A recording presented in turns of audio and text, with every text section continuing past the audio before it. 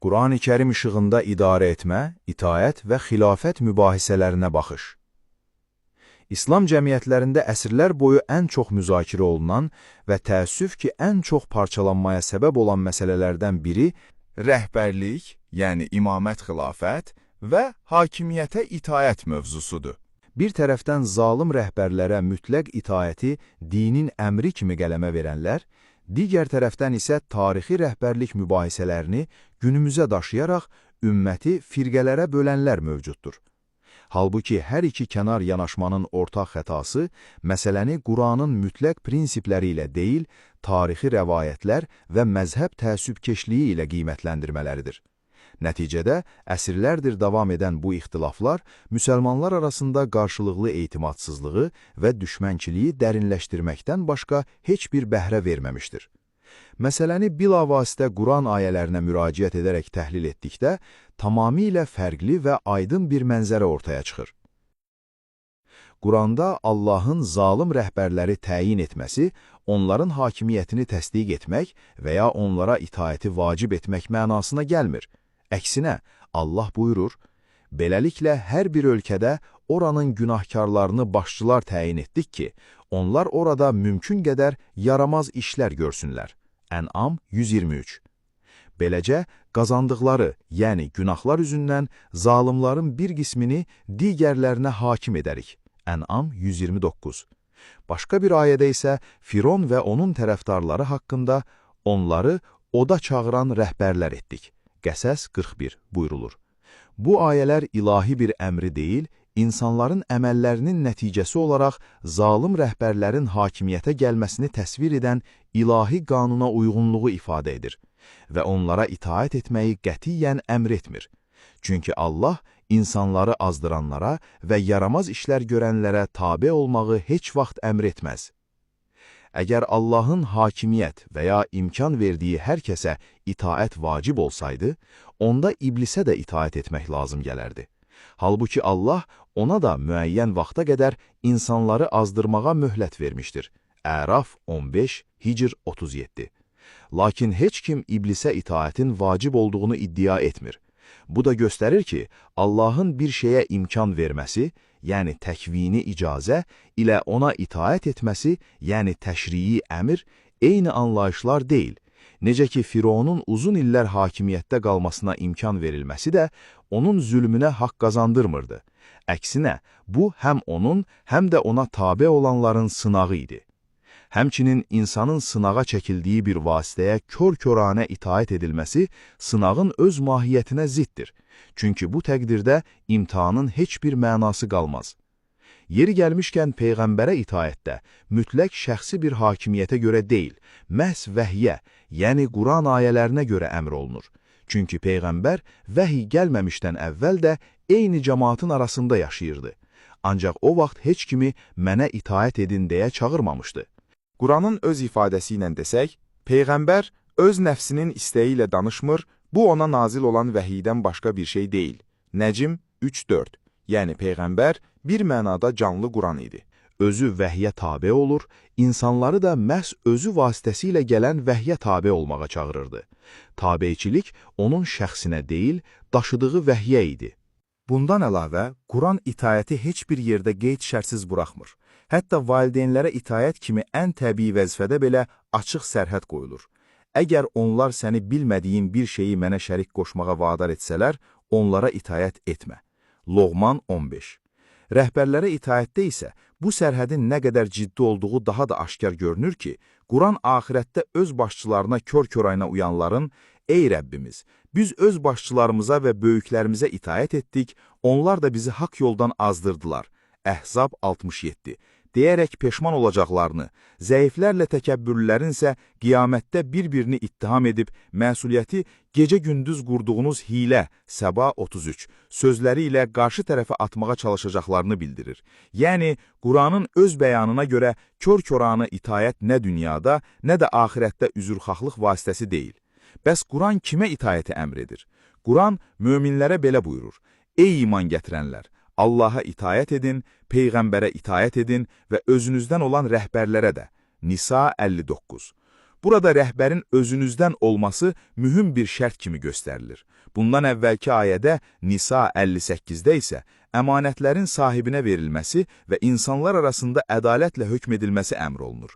Deməli, itaət ediləcək rəhbər ədalət meyarına cavab verən və mömin cəmiyyətinin içindən çıxan rəhbərdir. Əgər zalım rəhbərlərə itaəti vacib sansaq, bu itaəti yalnız ədalətli və özündən olan rəhbərə aid edən bu ayələrlə birbaşa ziddiyyət təşkil edər. Çünki zalım bir şəxs eyni zamanda ədalətli ola bilməz.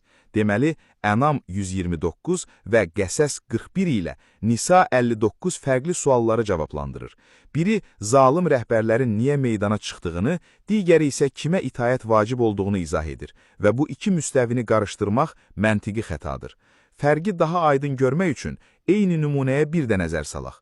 Allah iblisə insanları azdırmaq üçün müəyyən vaxta qədər möhlət vermişdir. Bu, onun imkan verməsinin bir təzahürüdür. Amma heç kim iblisə itaətin dini hökm olaraq vacib olduğunu iddia etmir. Əksinə, insanlar məhz ona qarşı çıxmağa çağırılır.